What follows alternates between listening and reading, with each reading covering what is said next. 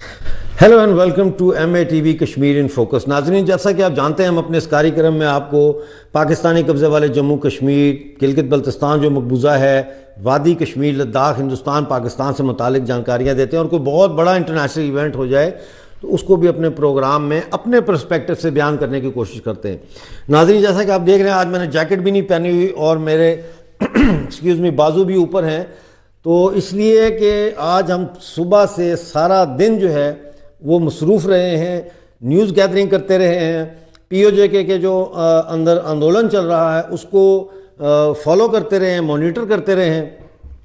और मैं आपको ये बता दूं कि कल 9 तारीख थी और 9 तारीख को पूरे पाकिस्तानी ऑक्युपाइड जम्मू कश्मीर में तमाम बार काउंसिलों में वकला ने हड़ताल की थी। लॉयर्स जो होते हैं उन्होंने हड़ताल की थी और अदालतों का बाइकाट किया था। अच्छा, ये जो इन्होंने बाइकाट या हड़ताल की थी, ये उन्होंने independent of Awami action committee के जो मुजाहरे हैं वो की थी, यानी ये इनका एक इनफरादी तंजीमी फैसला था। लेकिन रात को उन्होंने ऐलान किया कि हम अब जम्मू कश्मीर जॉइंट अवामी एक्शन कमेटी के प्रोग्राम की हमायत करते हैं, यानी वो भी अब जम्मू कश्मीर जॉइंट अवामी एक्शन कमेटी के इस तहरीक का हिस्सा बन चुके हैं। आज सारा दिन POJK में क्या होता रहा, मेरे पास बड़ी मुश्किल से ये एक छोटा सा क्लिप आया वीडियो का, क्योंकि वहाँ पे उन्होंने इंटरनेट बंद किया हुआ था। पहले ये वीडियो देखिए।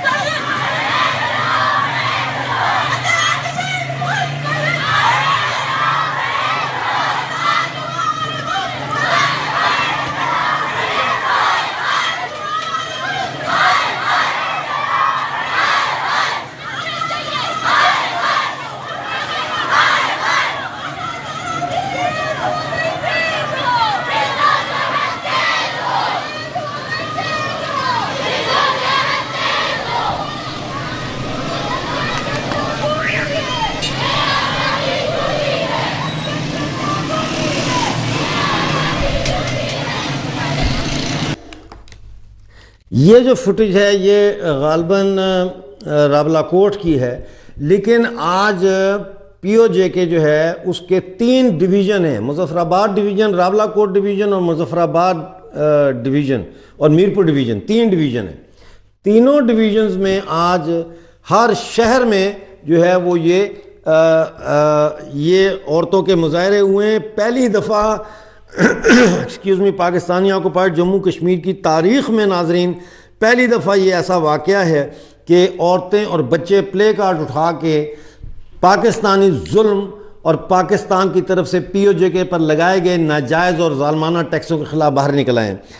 ये जो मेरे पास रिपोर्ट है इसमें मुजफ्फराबाद, नीलम, मीरपुर, कोटली, बाग, भिम्बर, रावलाकोट, हवेली, हजीरा, खुईरटा और दूसरे जो शहर हैं वहाँ पे ये भरपूर मुजाहरे हुए औरतों के। और याद रखिए कि जब किसी तहरीक में ख़वातीन इस बड़ी तादाद में शामिल हो जाती हैं तो फिर 2 चीज़ें होती हैं।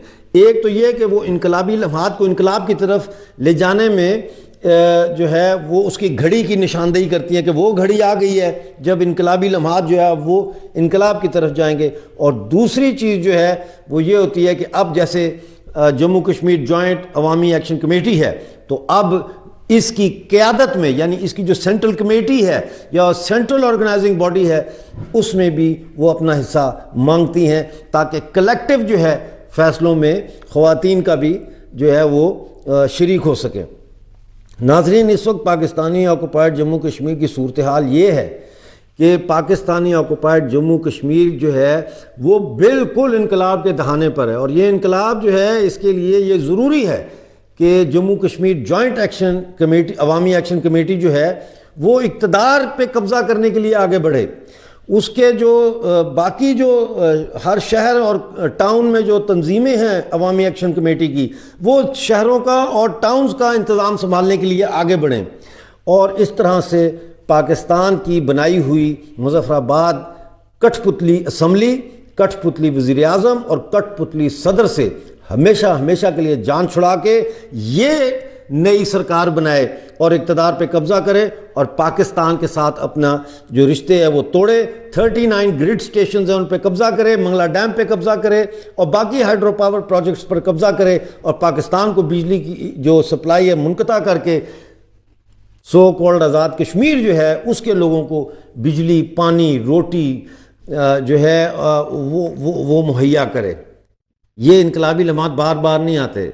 मैंने देखा है 1968 में ये लम्हात आए थे, ये इनकलाबी लम्हात आए थे पाकिस्तान पूरे में और मशरक़ी पाकिस्तान और मगरबी पाकिस्तान में, लेकिन वो एक इनकलाब जो है वो मशरक़ी पाकिस्तान में उनको तो आज़ादी मिल गई, वो तो अलहदा हो गए, लेकिन मगरबी पाकिस्तान में जो है वो जुल्फ़िकार अली भुट्टो की सहूलतकारी की वजह से, क्योंकि वो फ़ौज के साथ मिल गए थे और उन्होंने फ़ौज के 90,000 कैदियों को जो है वो इंडिया से छुड़ाने के लिए जो है शिमला मुआहदा किया। हालांकि उस वक्त फ़ौज की कमर टूट चुकी थी, फ़ौज को उन्होंने मजबूत किया। बहरहाल मैं उस हिस्ट्री में नहीं जाना चाहता, लेकिन वो इनकलाबी लम्हात ज़ाया हो गए। 1968 के बाद ये पहली दफ़ा है कि पाकिस्तानी ऑक्युपाइड जम्मू कश्मीर में ऐसे हालात पैदा हुए हैं जो इनकलाब की तरफ जाते हुए दिख रहे हैं।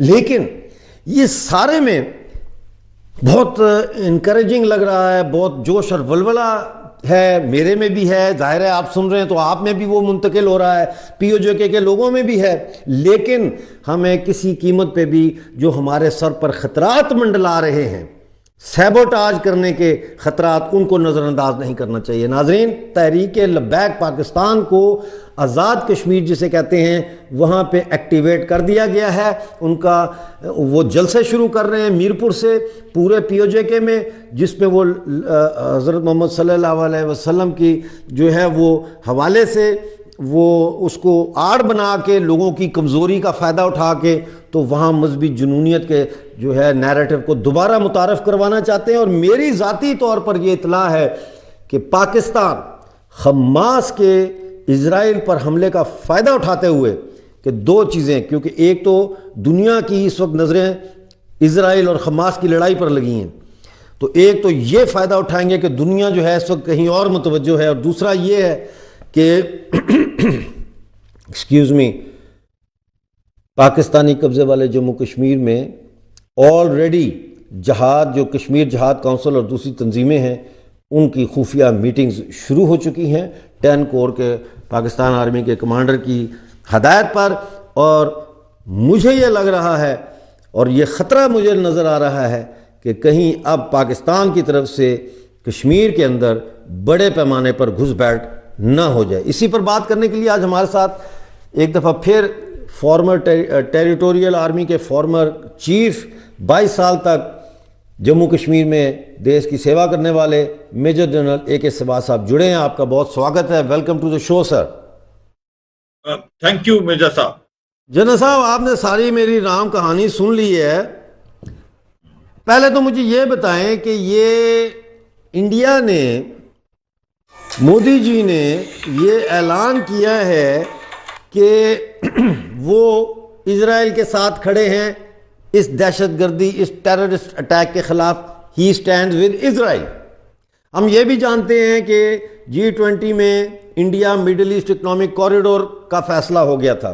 हम ये भी जानते हैं कि सऊदी अरेबिया और इजराइल के डिप्लोमेटिक रिलेशंस भी होने जा रहे थे। तो इस सारे में आप कैसे देखते हैं कि ये जो जंग शुरू की गई है, इसका हिंदुस्तान के ऊपर, भारत के ऊपर क्या असर पड़ने जा रहा है? हाँ बिल्कुल, देखो मिर्जा साहब, पहले तो ये सच्चाई है कि ये जो हमास ने किया है, हमास एक टेररिस्ट ऑर्गेनाइजेशन है, इसमें कोई शक नहीं। और उसने जो ये किया है, एक सोची समझी साजिश के साथ किया है, और इसके अंदर ईरान बहुत ज्यादा इन्वॉल्व है। और जो ये बहुत दिनों से इनकी प्लानिंग चल रही थी, ये आपने जो बताया कि इसके 3-4 रीजन हैं। एक तो ये भी रीजन है कि सऊदी अरेबिया, UAE, इजराइल के साथ रिलेशन बहुत अच्छे हो रहे थे, और एक टर्निंग इफेक्ट हो रहा था, इस पूरे दौर, इकोनॉमी का दौर चल रहा था मिडिल ईस्ट में। और साथ में जो पैलेस्टाइन इशू था, वो एक प्रकार लोग भूल रहे थे, उसको लगता था कि अब ये पैलेस्टाइन इशू कोई इशू नहीं। तो जिस प्रकार से अभी हमास ने आतंकवाद हमला किया है इजराइल पे, और क्योंकि इजराइल उसको अब काउंटर करेगा और ईंट का जवाब पत्थर से देगा। इसके अंदर बहुत ज्यादा कैजुअलिटी होंगी, क्योंकि कोलेटरल डैमेज से सिविलियन कैजुअलिटी पैलेस्टाइन की भी होंगी। तो इससे पूरा का पूरा माहौल बदल जाएगा मिडिल ईस्ट का। और स्पेशली जो मुस्लिम वर्ल्ड आज जैसे सऊदी है, यूएई है, ओमान है, आज वो बाइस स्टैंडर्ड है, वो न्यूट्रल है, उनका भी कहीं ना कहीं थोड़ा सा पहलू झुक सकता है मुस्लिम वर्ल्ड के लिए। तो ये सच्चाई है, ये बहुत सोची समझी साजिश के तहत ये हमास ने किया है। लड़ाई तो स्टार्ट की हमास ने, पर इसका अंत इजराइल करेगा।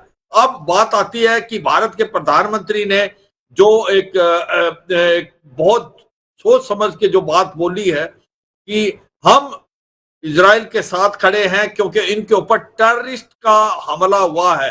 हमास एक टेररिस्ट ऑर्गेनाइजेशन है, बड़े साफ सुथरे शब्दों में ये बताया है। भारत हरदम टेररिस्ट ऑर्गेनाइजेशन, टेररिस्ट के अगेंस्ट है, गुड और बैड टेररिस्ट में फर्क नहीं करता।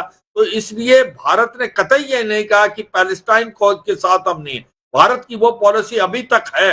हमारा ओनली ये है कि हमास एक टेररिस्ट ऑर्गेनाइजेशन है और उसने एक टेररिस्ट ऑपरेशन किया है, उसका जो इजराइल जवाब देगा। इसी प्रकार जो हजबुल्ला है जो कि लबनान में है, उसने भी कार्रवाई स्टार्ट की, उसका भी जवाब एक प्रकार से ईरान देगा। तो ये सच्चाई है। भारत का स्टैंड बिल्कुल क्लियर है।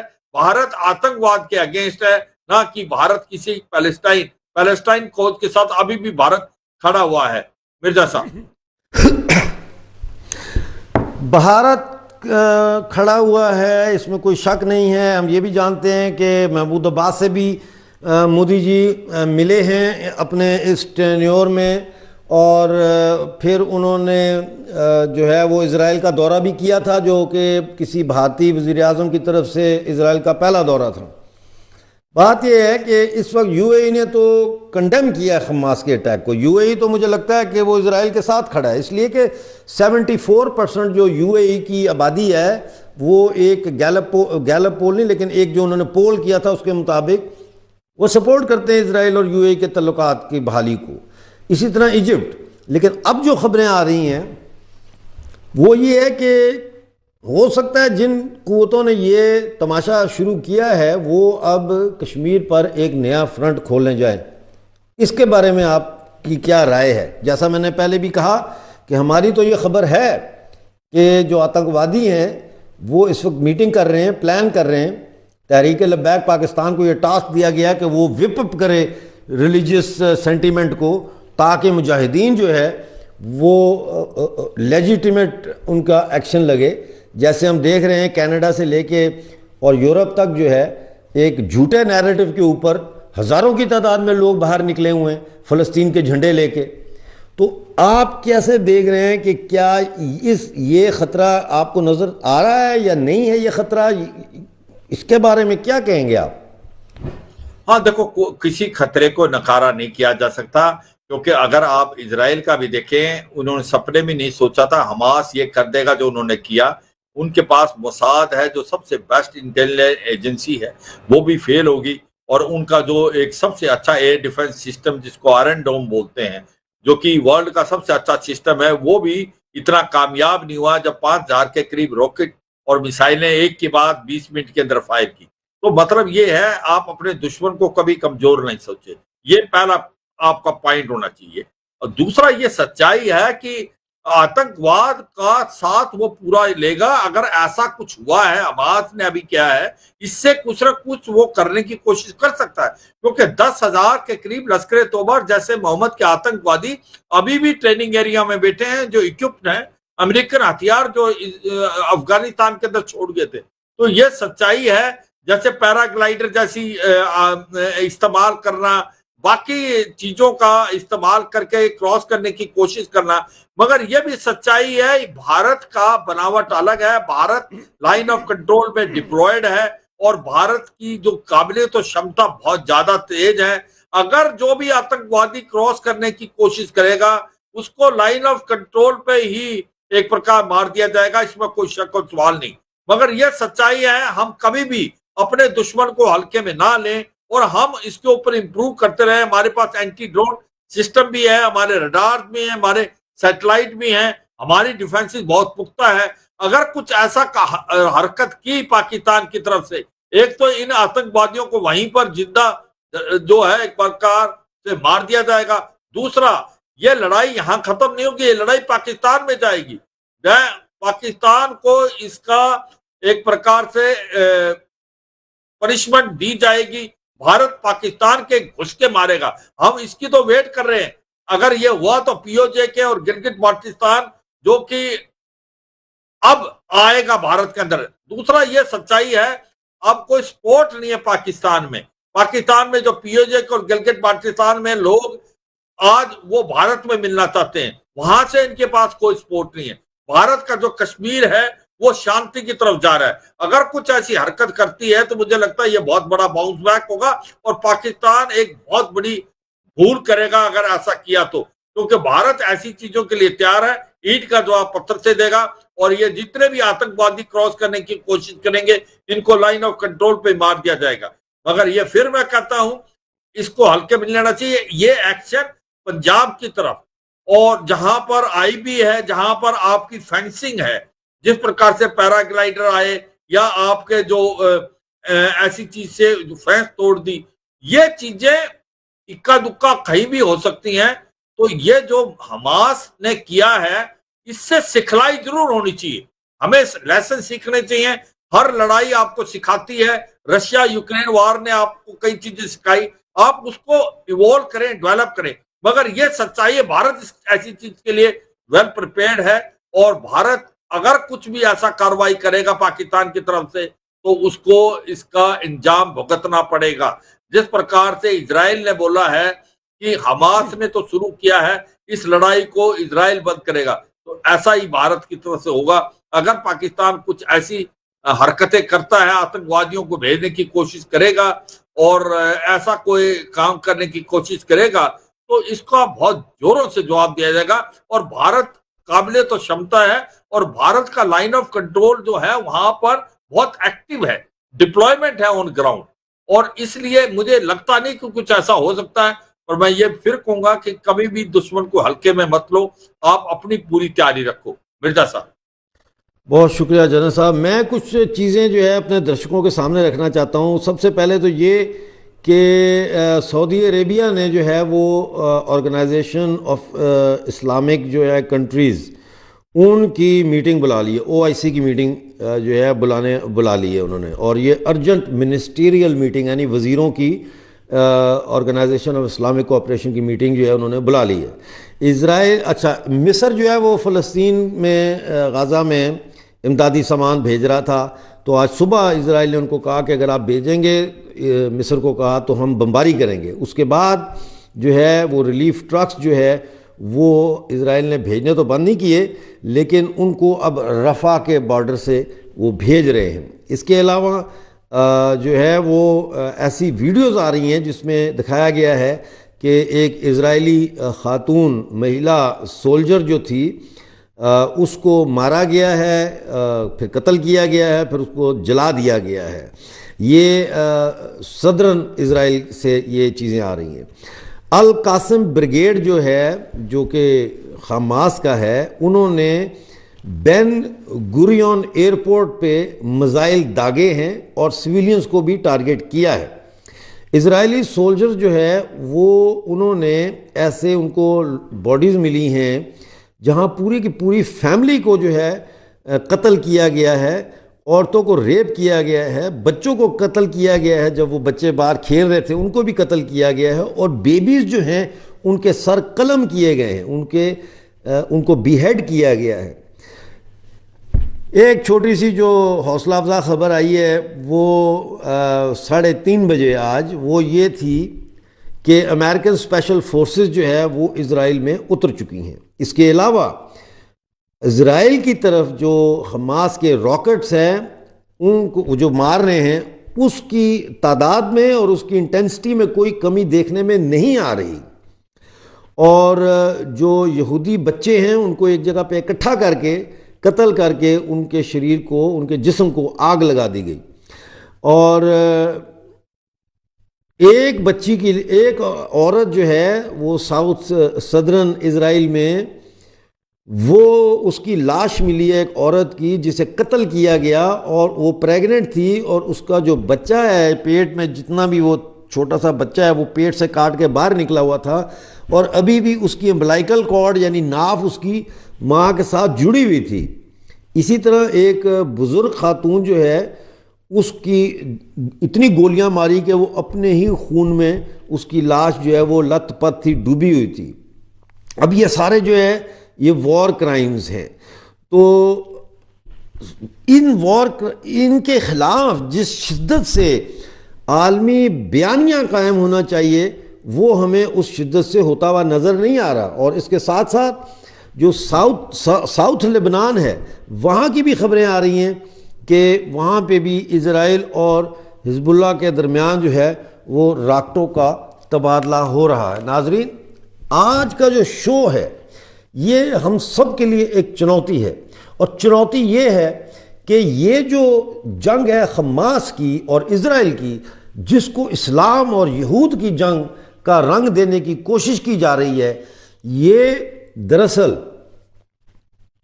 जंग मजहब की नहीं है, ये तजारती रास्तों पे कब्जे की जंग है। बिल्कुल उस तरह जिस तरह सेकेंड वर्ल्ड वॉर में पूरा यूरोप जो है उसने दुनिया की कॉलोनीज को आपस में तकसीम कर लिया था, और जब जर्मनी उभरा तो जर्मनी ने अपना हिस्सा मांगा, जिस पर यूरोप ने उनको हिस्सा देने से इनकार किया और जंग शुरू। जनरल साहब, आखिरी मेरे पास 30 सेकंड है, आप कुछ कहना चाहते हैं?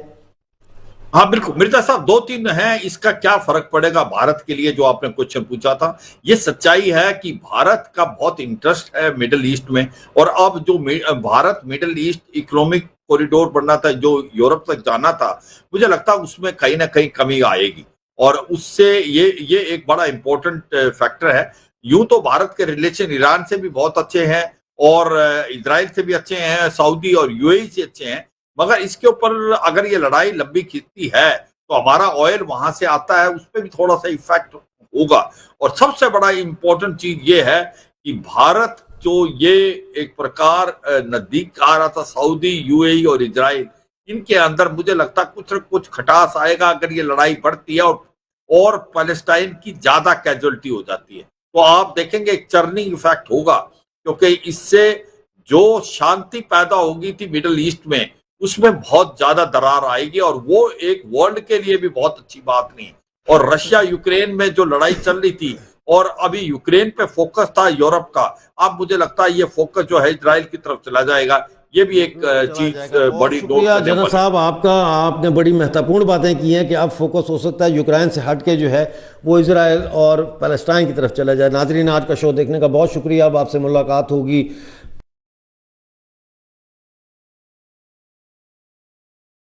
इंसाफ की जीत हो। जय हिंद और जय जम्मू कश्मीर।